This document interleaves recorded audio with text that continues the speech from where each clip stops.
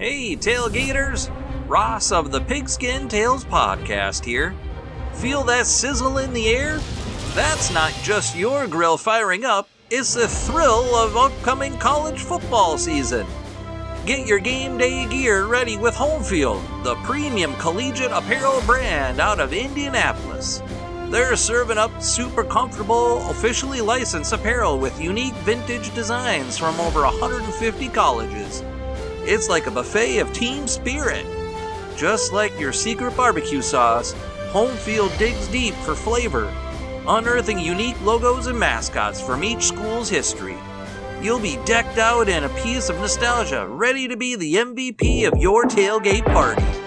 So fire up the grill, chill the drinks, and visit homefieldapparel.com. Again, that's homefieldapparel.com. This podcast is part of the Sports History Network, your headquarters for the yesteryear of your favorite sport. You can learn more at sportshistorynetwork.com. Now, live and direct from the press box at Old Comiskey Park, it's time for When Football Was Football. Let's join your host, Joe Ziemba, with another forgotten tale from Chicago's pro football history. Let's go! Thank you for that great introduction, and welcome once again to When Football Was Football here on the Sports History Network. I'm your host, Joe Ziemba. This is one of those stories that you simply cannot make up. Happiness, pride, tragedy, heroes, and gangsters, all wrapped up in one unbelievable but true story. On this episode of When Football Was Football, we'll dip into our World War II files to share the remarkable exploits of a Medal of Honor winner, whose father turned out to be less than admirable. Or was he? We remember one of America's great fallen heroes and his everlasting legacy to aviation. But how was he connected to the Chicago Cardinals football team? Actually, this program was originally intended to be posted on a significant social media site, but was deleted for some reason. It's difficult to understand how the story of an American hero might be offensive, but we do apologize in advance if the words you are about to hear might prove to be inappropriate. But somehow, we think that you'll agree with us that this is a story that is indeed worth sharing. In the dreary early days of World War II, pilot Edward Butch O'Hare became an instant hero in this country when he solely attacked a wave of 9 enemy heavy bombers in the Pacific that were threatening his ship, the USS Lexington. The Chicago Herald-American later wrote, "The Chicagoans' position was hopeless, suicidal, and according to tactical experts, impossible of even delaying the attackers. O'Hare knew this, but dived toward the onrushing formation." In the end, O'Hare shot down 5 enemy planes and damaged another, thus assuring the safety of his ship. His actions were so brave and so effective that on April 21, 1942, President Franklin Roosevelt proudly presented O'Hare with the Medal of Honor for his noble actions. His Medal of Honor citation read as follows: "For conspicuous gallantry and intrepidity in aerial combat at grave risk of his life above and beyond the call of duty as section leader and pilot of Fighting Squadron 3 on February 20th, 1942. Having lost the assistance of his teammates, Lieutenant O'Hare interposed his fighter between his ship and in an advancing enemy formation of 9 attacking twin-engine heavy bombers. Without hesitation, alone and unaided, he repeatedly attacked the enemy formation at close range in the face of intense combined machine gun and cannon fire. Despite this concentrated opposition, Lieutenant O'Hare, by his gallant and courageous action, his extremely skillful marksmanship in making the most of every shot of his limited amount of ammunition, shot down 5 enemy bombers and severely damaged the 6th before they reached the bomb release point. As a result of his gallant action, one of the most daring, if not the most daring, single action in the history of combat aviation, he undoubtedly saved his carrier from serious damage. So, what was his connection to the Cardinals? In corporate papers from the Illinois Secretary of State's office, Butch O'Hare's father, also named Edward O'Hare, was listed as one of the directors of the Chicago Cardinals football team in the 1930s.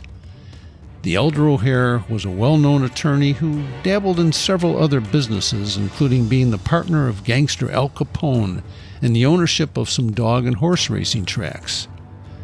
He was killed, unfortunately, in an apparent mob hit in 1939 in Chicago. The demise of the elder Edward O'Hare remains one of the great mysteries in Chicagoland crime history. Who did it? Why did they do it? In fact, a notable Chicago judge, Eugene J. Holland, told the Chicago Daily News after the incident that he would be, in quotes, shocked if O'Hare was associated with gangsters. Still, the murder had all the markings of a gangland hit, as described by witness Peter Zent, who told the Daily News, "I looked around and saw two automobiles traveling northeast on Ogden Avenue. One car, O'Hare's, was running parallel to the parkway. According to Zent, a second car followed closely and then pulled up next to O'Hare on his left." He added, "The man on the right side of the car was holding a shotgun with his right hand, his elbow braced on the frame of the car. He apparently was pulling the trigger with his left hand." From such a close distance, O'Hare never had a chance, and after he was mortally wounded, his car careened into a light pole and ended up on some streetcar tracks. Despite the apparent implications of being involved with the mob, O'Hare had once said, "You can make money through business associations with gangsters, and you'll run no risk if you don't associate with them personally." So O'Hare managed to tiptoe around his business associates, where he was president of the Sportsman Park in Chicago, but apparently his participation in the trial of Al Capone earlier in the decade was what prompted his death. The Herald American newspaper reported in 1948 that what none of the syndicate hoodlums knew until 1937 was that O'Hare had helped the government build its case against Capone. As a result, Capone was convicted on tax evasion charges and reported to the Alcatraz prison in 1933. In 1947, Frank J. Wilson, retired chief of the Secret Service, stated, "I had one of the best undercover men I have ever known in Eddie O'Hare." However, once the knowledge about the role of O'Hare played in the conviction of Capone began quietly circulating among the underworld, the planning for his murder on November 8, 1939, was put in motion. As for his heroic son, Butch O'Hare was feted around the country for his bravery in 1942, but he was anxious to return to action. As he told the Associated Press on April 6, 1942, "It will be a relief to get back to flying. Looking at machine guns isn't nearly as bad as facing cameras." Butch O'Hare insisted on returning to the Pacific to do his part in defense of his country.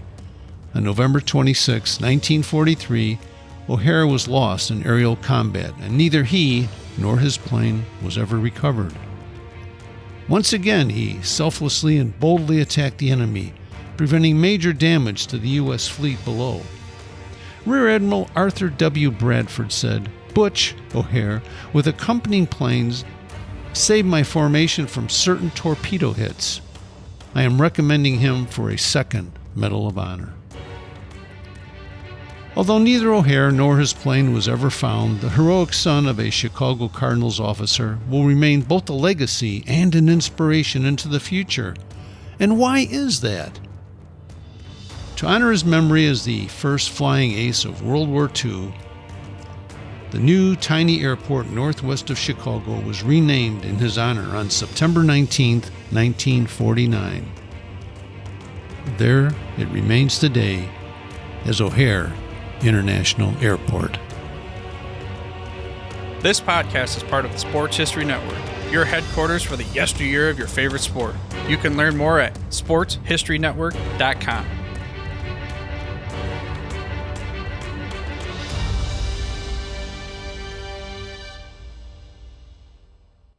Hey there, sports history fan. Hope you enjoyed another nostalgic episode here on the Sports History Network. By now, you've heard us rave about two books, The Golf Round I'll Never Forget and NBA 75, The Definitive History. Have you snagged your copies yet? If so, well, we applaud you for great taste. But if you haven't, well, listen up, because our generous partners over at Firefly Books are giving away a free copy of each book to one of our dedicated fans. To enter the giveaway for your chance at winning one of these awesome books, head over to sportshistorynetwork.com/giveaways. Again, that's sportshistorynetwork.com/giveaways. Good luck, and remember, you can come back daily to earn more entries.